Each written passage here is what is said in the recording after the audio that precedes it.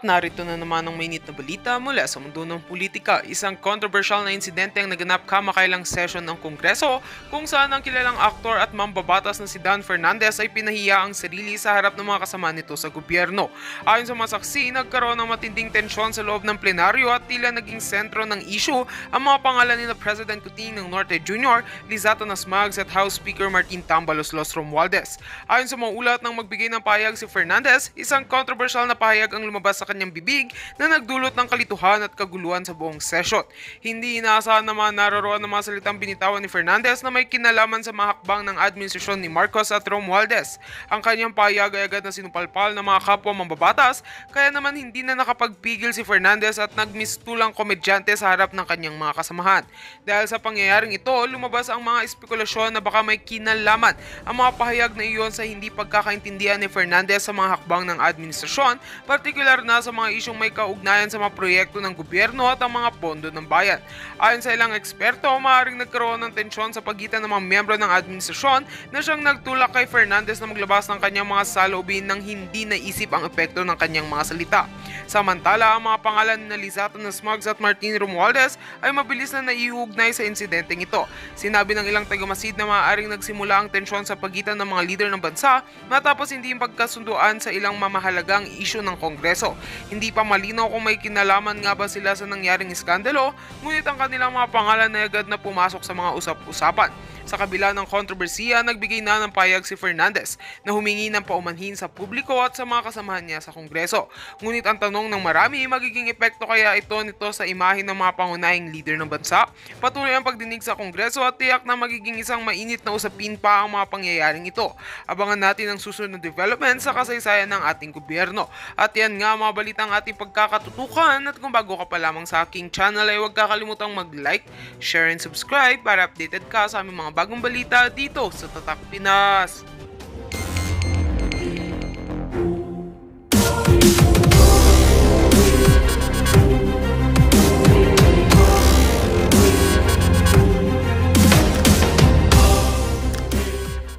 Bahagi yung Senado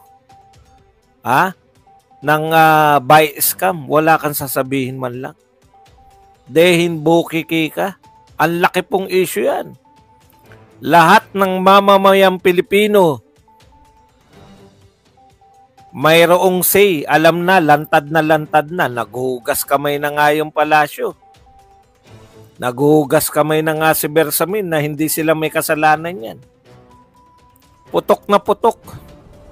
Kung yung malalaking balita,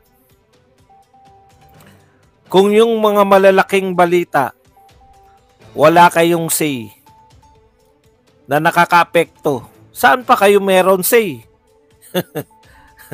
Di ba? Alam niyo yung mga senador, dito natin inaasahan sa mga nakakaapekto sa buong regardless kung ikaw ay makakampi ka dyan, payag ka. Buti pa si Drillo, no? Retirado na. Aray ko, sumasakit yung tahi ko. Dahan-dahan lang.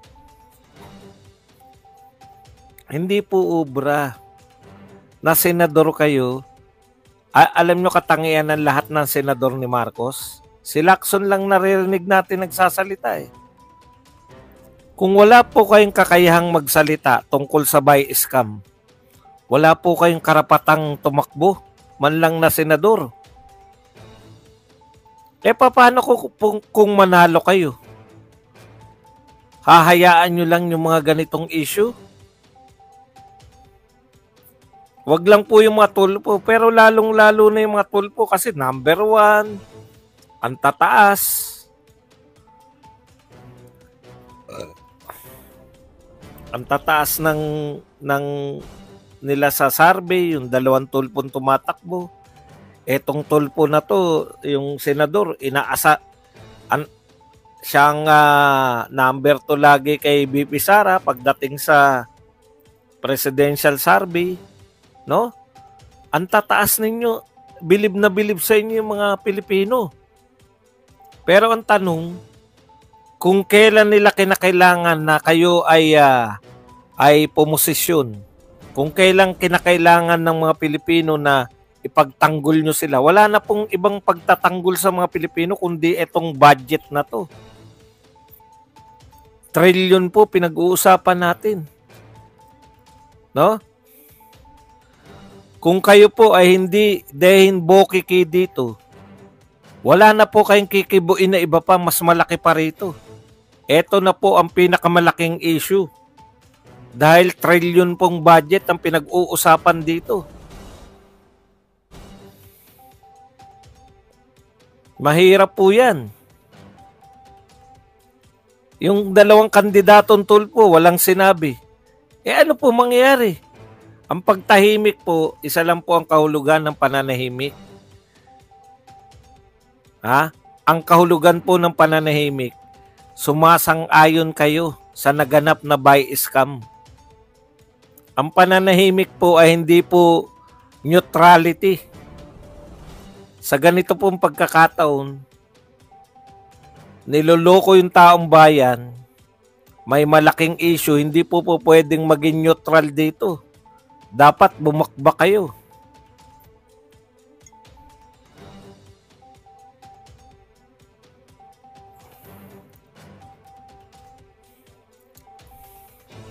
Laging second si Rapi Tulfo sa presidente. Tapos sa mga ganitong issue, walang sinabi. Ang dami na po naming issue na pinalampas.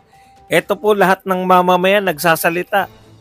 Miski yung mga press people na dating pabor yan lahat, hinahabol si Kimbo.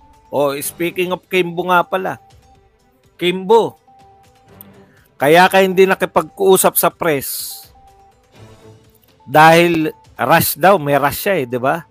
Hindi natin alam kung natatay siya, okay naman yun. Alam nga naman makipag-usap siya na natatay. Pagkatapos mong tinakbuhan yung mga press, sila Joseph Moron at iba pa, kailan ka magpapapress con? Ibabalik ko lang sa inyo yung ginawa nyo kay Ibabalik ko lang sa inyo yung ginawa nito ni nyo. Kayo din mismo, kayo Kimbo, ikaw mismo. Pinagpapaliwanag ninyo si BP Sara na confidential fund. Kahit confidential. Bakit ayaw nyo magpaliwanag rito? Hindi naman to confidential. Ibabalik ko sa inyo, transparency. Asan ang transparency?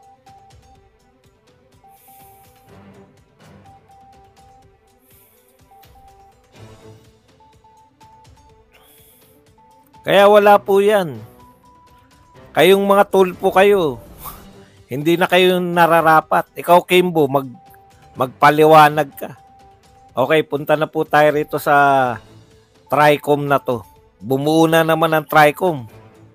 Ang pinag-iinitan nila, anak, lalabas si Liet. Anak, mahal ko na nga.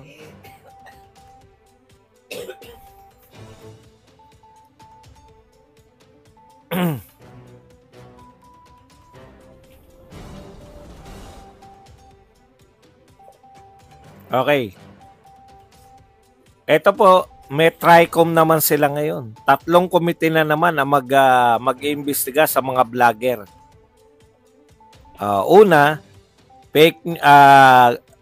yung sa interview nito ni Dan Google Fernandez, sinasabi niya, eto, PTV4 to sa isang panayam ngayon Lunes,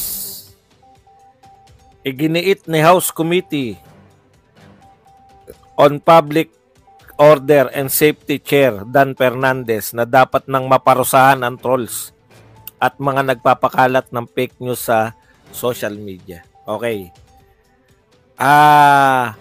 Anong masasabi mo dyan, Badong? Dapat na raw maparusahan.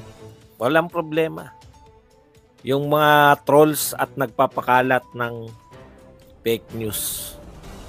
Kaya lang, unang tanong, sino magsasabi kung fake news o hindi? Kayo? Paano ba kayo mag-determine ng fake news? Paano kayo nagde-determine ng pagsisinungaling? Muna. 'Di ba? Hinala nyo lang. Pag meron kayong testigo, sa tingin ko nagsisinungaling ka. Ganun na mga dialogue ninyo eh. Naririnig namin nung sa Quadcom, pati doon sa isang committee, yung nakasalang si BP Sara. Pag kayo nagdetermine, kayo na mismo, yung tinatanong nyo, inaakusahan nyo nagsisinungaling. Ngayon, paano namin matitiyak? Sino ang magdedetermine ng fake news at hindi? Kayo? Maraming instances na hindi naman accurate yung pagbibintang nyo na nagsisinungaling. Ilan na ang inyong napakontempt? Ilan sa mga napakontempt nyo ang natuluyan na mapakulong? Ito lang kayo lang yung nagsimula yung Quadcom. Ilan sa pinakontempt nyo yung yung napatunayan nagkasala at nakakulong ngayon? Si Garma, laya na. Si Wilkins, laya na. Sino pa na-contempt nila? Etong bata ni si Kasiong, laya na. Sino sa mga pinakontempt ninyo ang nakakulong pa ngayon dahil napatunayan na sila ay may kasalanan? Yun po kasi yun eh. Ang sinabi ni Marcoleta, ang problema sa Quadcom, hindi sila mga abogado, yung mga chairman. Bakit po kinakailangan? Kanina nakikinig ako. Nakikinig ako kay Attorney Jimmy Bundok. Napaka-practical nung sinasabi niya. Sabi ni Attorney Jimmy Bundok, ako abogado. Marunong na ako magtanggol ng aking kliyente. Di naman gantong-ganto, pero yung gist ng sinasabi niya. Kasi pinag-aralan namin yan. Nakapasa ako, pwede na ako magtanggol ng akusado. O pwede na ako magtanggol ng mamamayan. Pero, hindi pa ako pwedeng judge. Kahit na nag-aral ako sa batas. Kahit na pumasa pa ako ng bar. Kinakailangan, hindi pa ako qualified na maging judge. Ganon kahigpit para ka maging huwes. Para ka magsabi kung ang isang tao ay may kasalanan o walang kasalanan. Tanong, lalo na sigurong mas mahirap sa isang tao na hindi nag-aral ng law. Di ba? Para niya malaman kung ang tao na to ay nagsisinungaling o hindi. Natatandaan ko po, the great Senator Miriam Defensor Santiago. No? Magalangin po sila sa procedures of law. Dahil dati siyang judge. Dati siyang judge. Ibig sabihin, hindi lang po siya simpleng attorney. At ang malupit pa kay Miriam, nagtuturo siya ng law sa College of Law ng UP. At karamihan ng mga kanyang nakakaharap, mga estudyante niya. Sinisita niya nga sa Senado. Nung ako ay yung professor sa law, ano natutunan mo sa akin? Yan ba natutunan mo sa akin? May karapatan sila, pero never ko sila narinig na bastusin yung mga at akusahan yung kanilang mga iniimbestigahan at ipakontempt ng ipakontempt.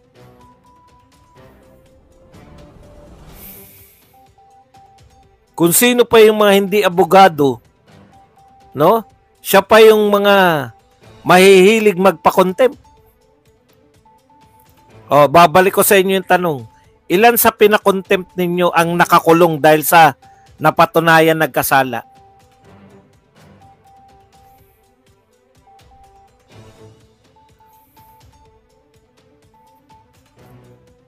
Sino ngayon at saka resource person yung mga pinakukulong nyo? Alam nyo ba ibig sabihin ng resource person ayon kay Marcoleta? Yan ang tutulong sa inyo para gumawa ng batas. Putya, dalawasin ko kung ipa-contempt nyo yung yung mga resource person. Okay. Etong sinasabi mo ngayon. Sang-ayon ako sa iyo dito. Ayan, no?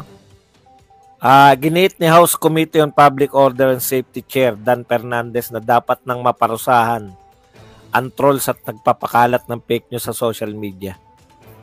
Tama lang yan na parusahan. Ang tanong, parusahan pala eh. Paano ba mapaparusahan yung isang taong nagkasala sa batas? Mapaparusahan lang po sila pag sinabi ng korte na parusahan. Ang tanong, korte ba kayo? Kayo ba sa House of Representatives ay korte? Hindi naman pala eh. Kailan lang po pwedeng parusahan ang mga vlogger? Ano po ang makukumit na kaso ng mga vlogger? Meron na po tayong batas eh, di ba? Cyber libel. Kung gusto nyo palang maparusahan, kasi hindi niya naman sinabi hindi niya naman sinabi kinakailangan na nating makagawa ng batas. Ang sinabi niya, dapat nang maparusahan ng trolls. Hindi po kayo magpaparusa. Kung ang purpose po ninyo ng pagkukondak ng inyong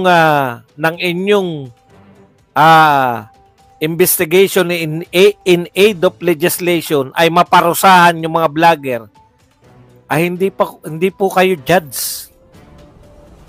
Opo, marami na po nagsasabi na hindi kayo ang judge. Ano sabi ni Marcoleta? Hindi naman mga huwes, pero pumupormang parang mga huwes. Mag-likes lang po kayo, walang bayad yan likes. Yan yung problema. Gusto nyo palang parusahan, dapat hindi kayo mag-iimbestiga.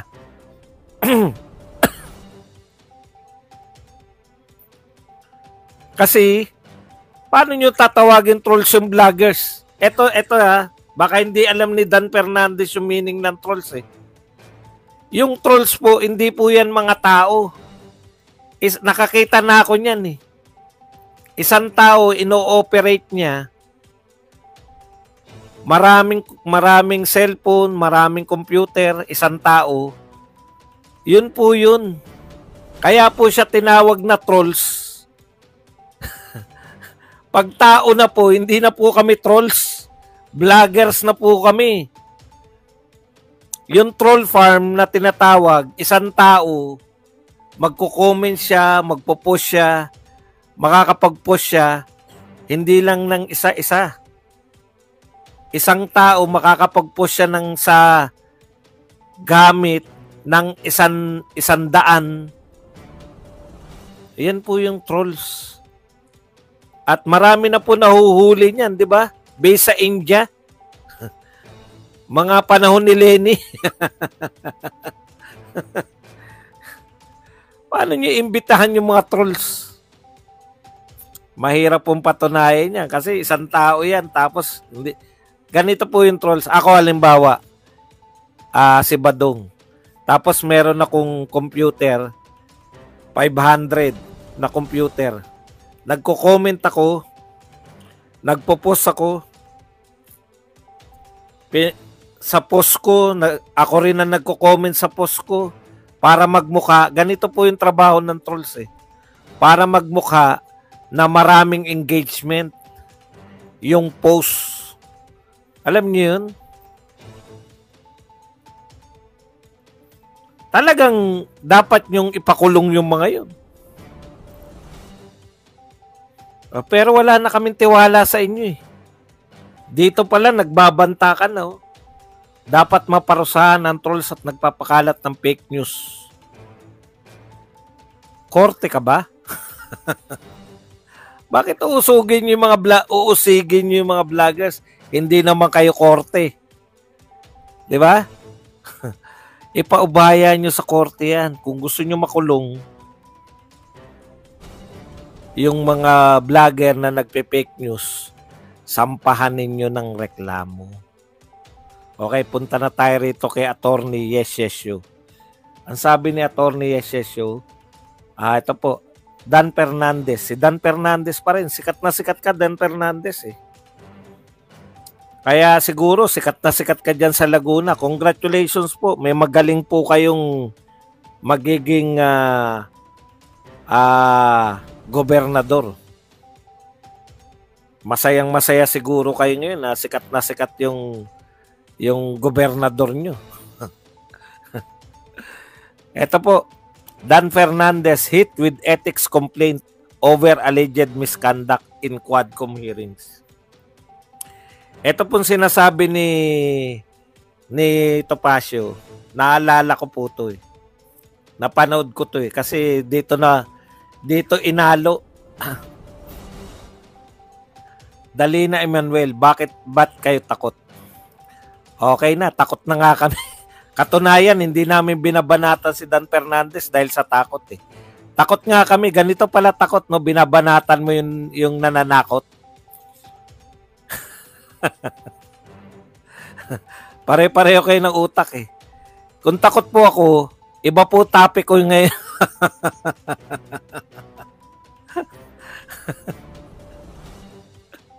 ibang klase talaga sila, no? Bakit kayo natatakot? Kung takot pala ako, dapat hindi ko na tinapik si Dan Fernandez. Dalawa nga topic ko sa kanya.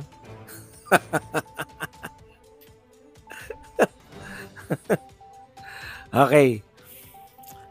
Nakita ko to nung umiiyak na yung kanyang kliyente na si Casio. At inaano niya, no? Ano tawag doon? Yung kino-comfort niya. Napapayakap pa nga si Nakita ko rin parang nung sinasabihan nito ni Dan Fernandez na wag makinig, no? Wag makinig sa mga ibang tao si Casiong. Ayan. Naalala niyo yung tagpo na yun? Ito po yun. Ito po ang sabi ni nagreklamo po sa ethics complaint. Ayan. An ethics complaint was lodged against Representative Dan Fernandez on Monday, January 27, accusing him of violating the House Representative Code of Conduct. Ayan. Ano ba yung Code of Conduct? Ito po yung yung panahon na di umano ay dinideprive ni Fernandez si Casiong na makapag-consult sa kanyang abogado. Alam nyo, bawal lang pong mismo yung abogado ang magsalita para sa kanyang kliyente. Ang pagkakalam ko ganun eh. Pero pwede mo pong konsultahin yung abogado mo. Eto po, bakit ka nakikipag-usap? Bakit mo tinuturuan? Bakit mo kino-coach? Ano po ba masama sa pagko-coach? Ano po ba masama sa papayuhan mo yung kliyente mo para hindi mapahamak? Eto po, dito po siya madidiin. Yun pong ito po sabi ni Yesesio, yes, hence I submit that respondents has conducted himself against the integrity of the House and its members, consequently warranting his expulsion therefore. So pinatatanggal po ni Attorney Yesesio Topacio si Dan Fernandez bilang congressman. Ano-ano po yan, no? Pinatatanggal niya dahil yung karapatan ng resource person, yung karapatan ng resource person na kumonsulta sa kanyang abogado, pinagkait ni Dan Fernandez di umano. Ayon dito sa complaint nito ni Attorney Topacio. Ano pa po ang pagkakataon? Okay. Topacio raised concerns about Fernandez